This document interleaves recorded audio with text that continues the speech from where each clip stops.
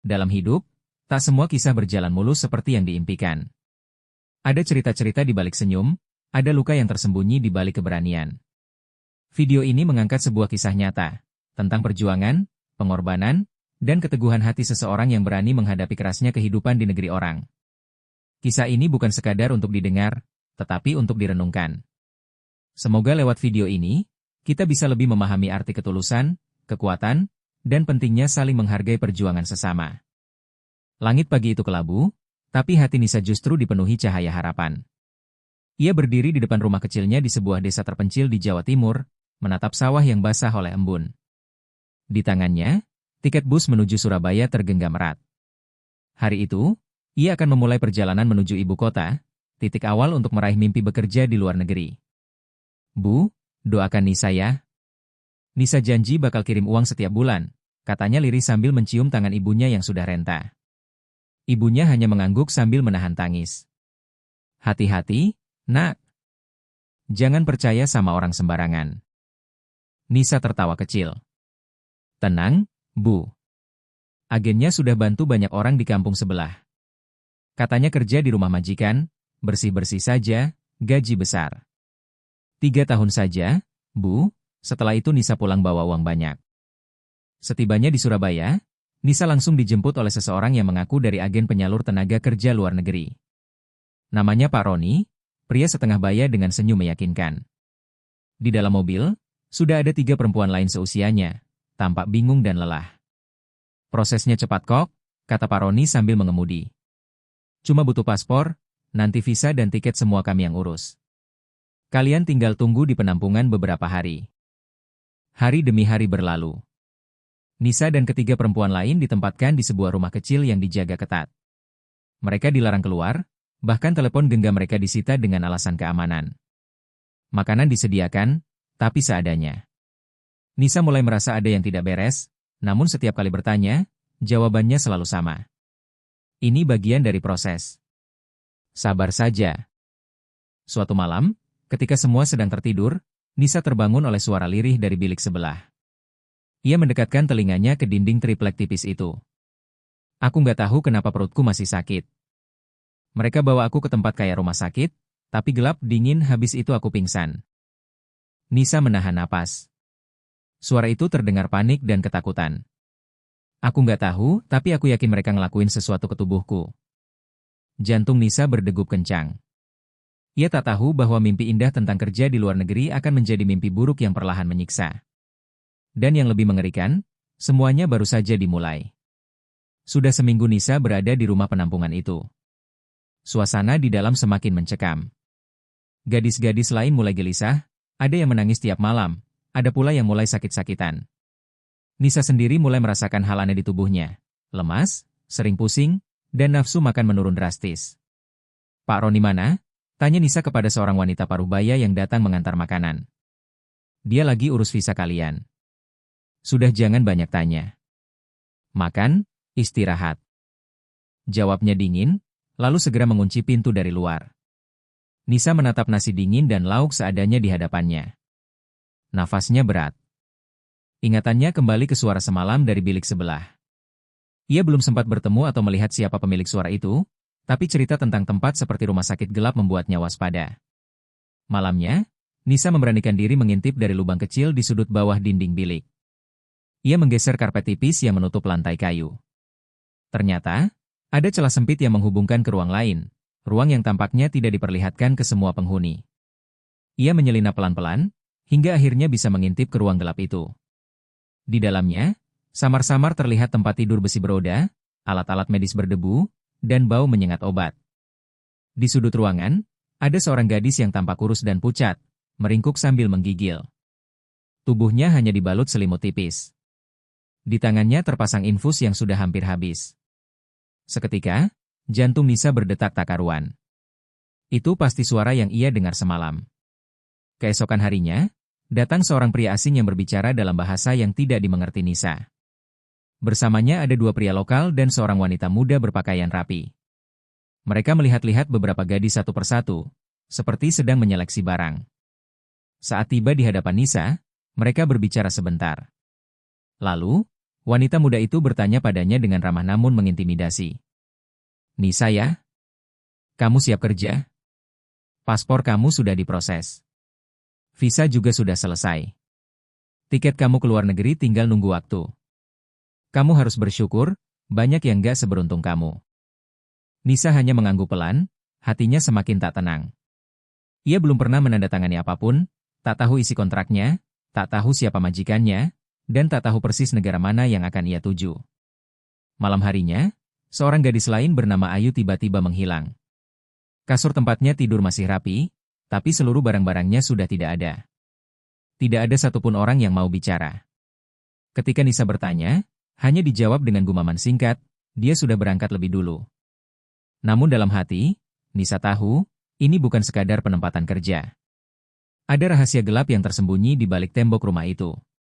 Bukan hanya tentang kerja ilegal, tapi sesuatu yang lebih mengerikan. Dan Nisa tahu, jika ia tidak segera menemukan jalan keluar, ia bisa menjadi korban selanjutnya. Malam itu, Nisa tidak bisa tidur.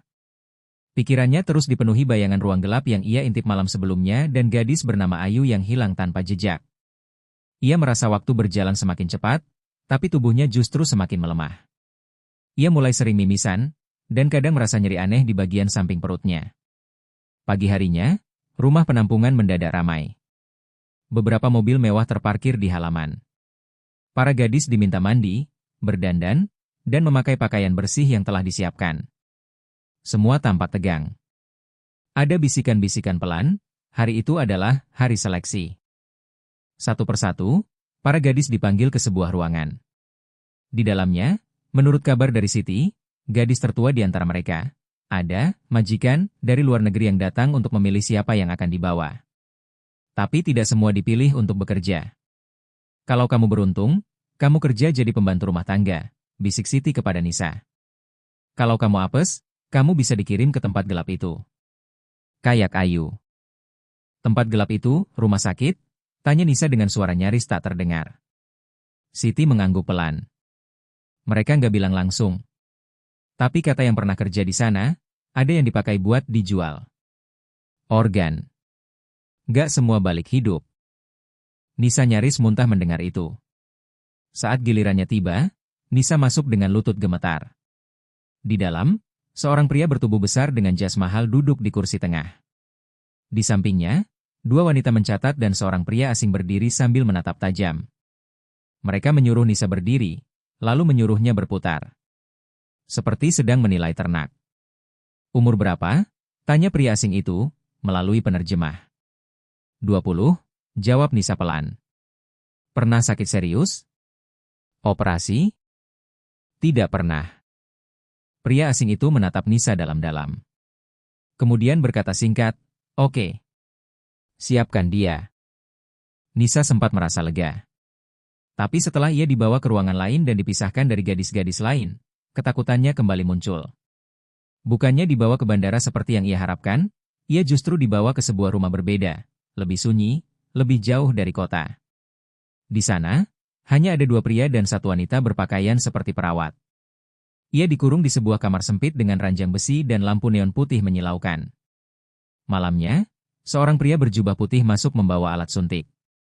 Kita perlu ambil darahmu untuk tes medis. Standar sebelum keberangkatan, katanya. Tapi Nisa merasa ada yang janggal. Suntikan itu membuatnya langsung pusing luar biasa. Kepalanya berputar, pandangan mulai kabur, dan suara di sekeliling mulai hilang perlahan. Sebelum semuanya menjadi gelap, Nisa sempat melihat satu hal. Di lengan pria yang menyuntiknya, ada tato besar berbentuk tengkorak dengan jarum suntik menancap ke mata. Dan ia tahu, ini bukan prosedur medis biasa. Ini bukan tentang pekerjaan. Ini tentang hidup atau mati. Nisa terbangun dalam keadaan setengah sadar. Pandangannya buram, tubuhnya berat, dan seluruh bagian tubuhnya terasa seperti habis digilas. Ia berusaha menggerakkan tangan, tapi pergelangannya terikat keranjang besi dengan tali kasar. Suara dengung mesin terdengar samar di telinga. Bau tajam disinfektan memenuhi udara. Ruang di sekelilingnya terang menyilaukan, tapi dingin dan sunyi. Ia mengenali peralatan medis, lampu operasi, meja dengan alat-alat logam mengkilap, botol-botol cairan, dan layar monitor yang menunjukkan detak jantung. Dengan kepala berat, Ia mencoba menoleh. Di seberangnya, ada seorang gadis yang juga terbaring lemas. Perut gadis itu dibalut kain putih yang tampak basah oleh darah. Ia tampak tak bergerak. Tak bernapas. Nisa menjerit, atau mencoba menjerit, namun suaranya tak keluar. Mulutnya dibekap kain. Air matanya mengalir tanpa bisa ditahan. Pikirannya kacau. Ia tidak tahu sudah berapa jam atau hari ia tak sadarkan diri. Yang ia tahu, sesuatu telah terjadi pada tubuhnya. Tak lama, dua pria berpakaian seperti ahli bedah masuk ke ruangan. Wajah mereka tertutup masker, tapi suara mereka terdengar jelas.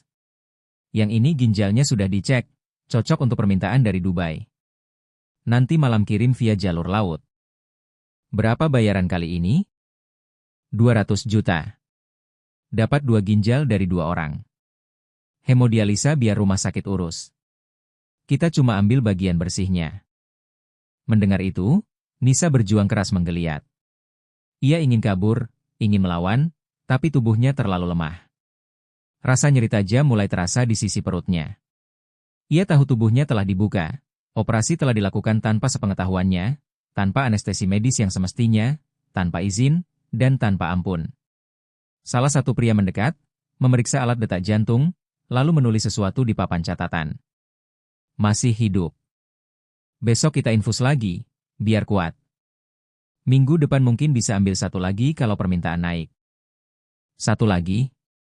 Nisa membatin dengan horor. Mereka akan mengambil bagian tubuhnya lagi? Hari-hari berikutnya, Nisa dibiarkan terbaring dalam ruangan yang dijaga ketat. Tubuhnya mulai mengalami infeksi. Demam tinggi, luka yang tidak dirawat dengan baik, dan tekanan mental membuatnya semakin lemah. Makanan hanya diberikan sekali sehari, air minum terbatas. Tidak ada dokter sungguhan. Hanya tangan-tangan kasar yang datang menyuntik, memeriksa tekanan darah, lalu pergi. Suatu malam, saat hujan deras mengguyur luar bangunan, suara gaduh terdengar dari luar ruangan. Suara pintu dibuka paksa, teriakan dalam bahasa asing, dan suara langkah tergesa. Nisa mencoba bangkit, meski tubuhnya gemetar hebat. Ia melihat pintu ruangan terbuka sedikit, dan sesosok gadis berambut panjang masuk dengan napas terengah. Matanya menatap Nisa penuh horor. Kamu harus keluar dari sini.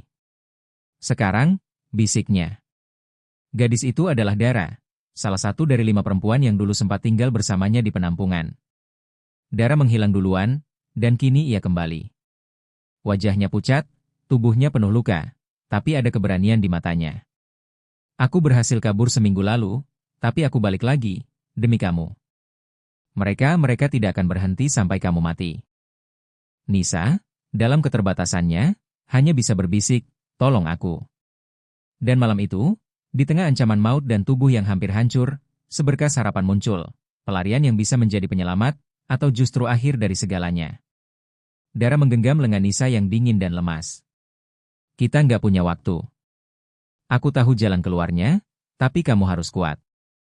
Dengan sisa tenaga, Nisa berusaha duduk, meskipun nyeri di perutnya menusuk tajam, seolah ada pisau yang masih tertinggal di dalam. Luka operasi itu belum sembuh, malah membengkak. Tapi ketakutan yang menumpuk selama berhari-hari memberi kekuatan aneh dalam dirinya. Ia ingin hidup. Dara menarik selimut dari tubuh Nisa, kemudian membuka ikatan di pergelangan tangannya dengan pisau kecil yang ia selipkan di balik celana. Lalu, dengan sigap, ia balut luka Nisa dengan kain kasa seadanya, dan menyuruhnya mengganti pakaian dengan seragam petugas medis yang ia curi dari ruangan lain. Kita akan menyamar jadi perawat. Jangan bicara. Tutup wajahmu, bisik Dara cepat. Mereka berjalan terseok-seok keluar dari ruang operasi, menuruni koridor gelap yang penuh bau darah dan obat. Beberapa ruangan tampak masih menyala. Suara kipas angin industri berdengung. Di satu kamar, terdengar suara tangisan tertahan dari seorang gadis lain yang terikat di ranjang. Dara hanya menatapnya dengan mata berair, tapi menarik Nisa dengan paksa. Kalau kita nolong semua orang sekarang, kita nggak akan pernah keluar, katanya sambil menggertakkan gigi. Begitu tiba di lorong belakang, Dara membuka pintu darurat yang mengarah ke jalan sempit di belakang bangunan. Di luar, hujan turun deras, menyapu jejak darah yang menetes dari luka Nisa. Udara malam terasa menusuk tulang, tapi mereka tidak bisa berhenti. Dara menyeret Nisa ke arah pagar belakang, tempat ia sebelumnya berhasil kabur. Namun belum jauh berjalan, terdengar teriakan dari dalam bangunan. Seseorang menemukan kamar operasi kosong. Alarm darurat mulai berbunyi, dan lampu merah berkedip di sepanjang atap bangunan. Beberapa pria bersenjata keluar dari sisi gedung, menyorotkan senter ke arah pekarangan. Lari, jerit Dara sambil mengangkat tubuh Nisa. Mereka berlari terseok-seok menembus semak dan lumpur. Di belakang, suara langkah kaki dan gonggongan anjing penjaga mulai terdengar. Nisa hampir terjatuh beberapa kali, tapi Dara memapahnya tanpa henti. Nafas mereka terengah, tubuh mereka basah kuyup dan penuh luka. Setelah hampir 20 menit berlari tanpa arah, mereka menemukan sebuah parit besar di pinggir jalan. Dara membantu Nisa turun, lalu mereka bersembunyi di dalamnya, berlumuran lumpur, tubuh gemetar hebat. Beberapa menit kemudian, mobil hitam berhenti tak jauh dari tempat mereka bersembunyi. Dua pria keluar, menyalakan lampu senter, dan mengobrak-abrik semak-semak di sekitar. Tapi mereka tak menemukan siapapun. Dara menahan napas. Nisa sudah hampir tak sadarkan diri. Darah segar masih merembes dari balutan kain perutnya. Begitu keadaan tenang, Dara segera membawa Nisa ke sebuah rumah kosong tua yang ia jadikan tempat bersembunyi sebelumnya. Di sana, ia merawat luka Nisa seadanya, memberi air, dan memaksanya makan roti kering. Kita belum aman. Tapi kamu harus bertahan. Aku janji, kita akan cari cara buat lapor ke kedutaan. Aku pernah kerja sebentar di luar, aku tahu caranya, ujar Dara sambil menggenggam tangan Nisa. Dalam kesakitan dan ketakutan, untuk pertama kalinya, Nisa merasakan seberkas harapan. Ia masih hidup. Ia telah melihat neraka, tapi ia belum menyerah. Meski tubuhnya rusak, jiwanya belum padam. Pagi menjelang di rumah tua yang lembab dan rapuh. Cahaya matahari mengintip dari celah-celah papan dinding yang mulai lapuk. Dara terbangun lebih dulu. Ia memeriksa luka Nisa, mengganti perban dengan potongan kain bersih yang ia cuci semalam.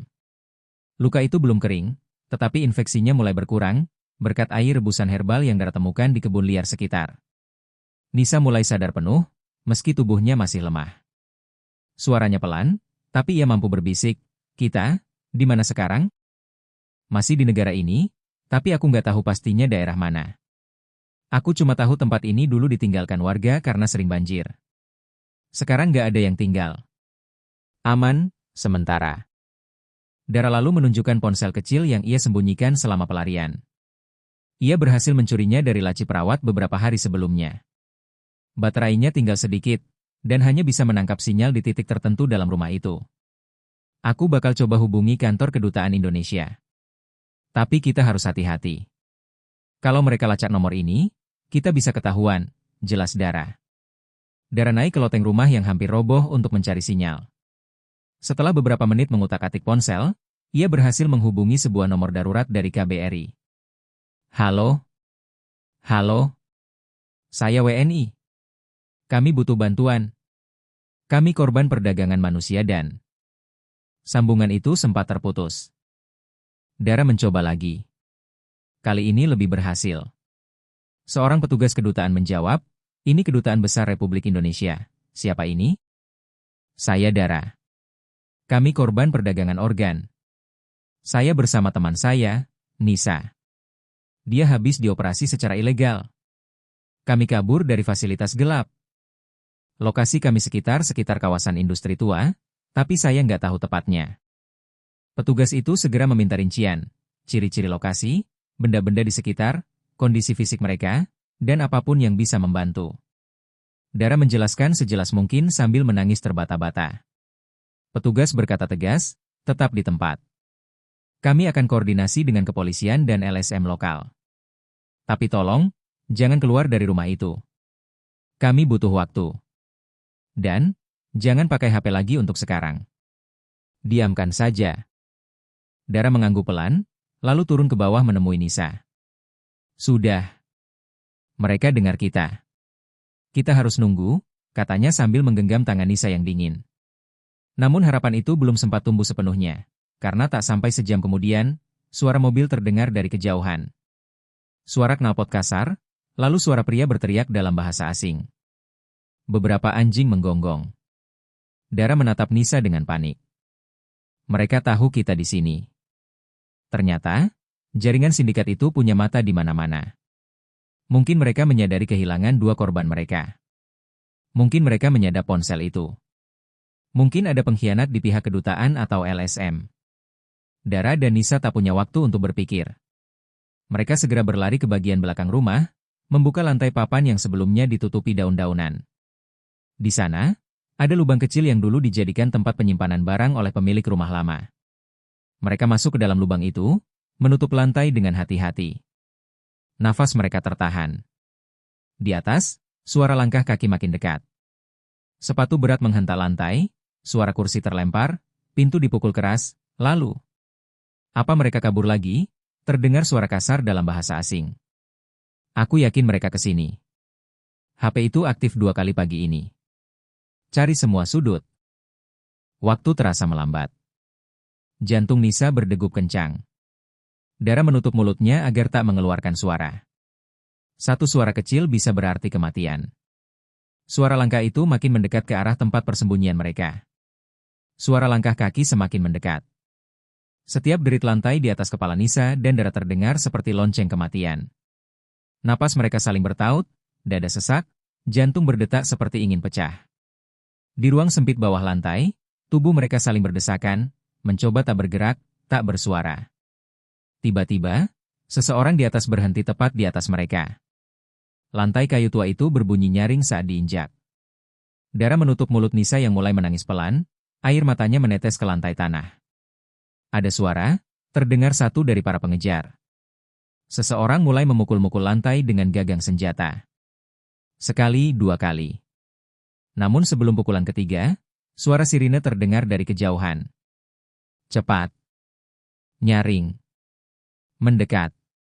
Polisi, teriak seseorang. Keributan pun pecah. Teriakan bersahutan, suara sepatu berlari, suara tembakan ke udara, dan kendaraan berhenti mendadak. Aparat berseragam menyerbu masuk ke rumah reot itu, membawa serta tim LSM dan petugas dari Kedutaan Indonesia. Papan kayu penutup persembunyian itu dibuka paksa.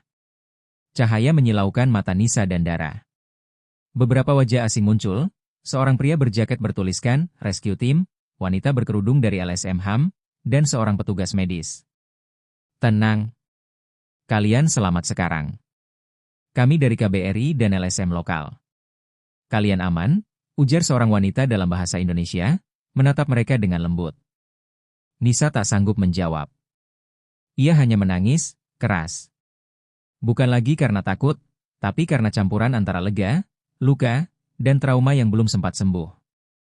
Beberapa hari kemudian, Nisa dirawat di rumah sakit pemerintah di negara itu dengan pengamanan ketat. Luka operasinya diobati secara medis, infeksinya ditangani. Berat badannya turun drastis, wajahnya pucat, dan tubuhnya penuh bekas luka. Dara juga mendapatkan perawatan dan konseling psikologis. Mereka berdua kini tinggal di shelter milik KBRI, menunggu proses pemulangan ke Indonesia. Media mulai ramai memberitakan kasus mereka. Penangkapan jaringan perdagangan organ ilegal itu menjadi sorotan internasional. Ternyata, kasus Nisa hanyalah salah satu dari puluhan kasus serupa yang tidak pernah terungkap sebelumnya. Dalam satu sesi konseling, Nisa akhirnya berani berbicara. Saya pergi karena ingin bantu keluarga. Karena janji manis agen yang katanya akan berikan pekerjaan baik. Tapi nyawa saya hampir diambil. Organ tubuh saya dijual tanpa saya tahu. Saya bukan barang. Saya manusia. Beberapa bulan kemudian, Nisa dan Dara berhasil dipulangkan ke Indonesia. Mereka disambut oleh keluarga dan aktivis kemanusiaan. Tapi luka itu, baik fisik maupun batin, akan mereka bawa selamanya. Kehidupan tidak kembali seperti semula. Tapi mereka mulai menata ulang hidup. Dara bergabung dengan lembaga advokasi untuk buruh migran, sementara Nisa memilih tinggal di kampung dan merawat ibunya yang sakit. Di suatu sore, Nisa duduk di beranda rumah, menatap sawah dengan mata kosong. Luka operasinya masih terasa, tapi kini ada sedikit senyuman di wajahnya. Ia masih hidup. Ia telah bertahan dari neraka. Dan ia tahu, kisahnya harus menjadi pelajaran. Bahwa janji manis ke luar negeri seringkali hanyalah perangkap. Bahwa mimpi bisa berubah jadi mimpi buruk dalam sekejap. Dan yang paling penting, bahwa hidupnya, betapapun rusak dan hancur, masih berarti.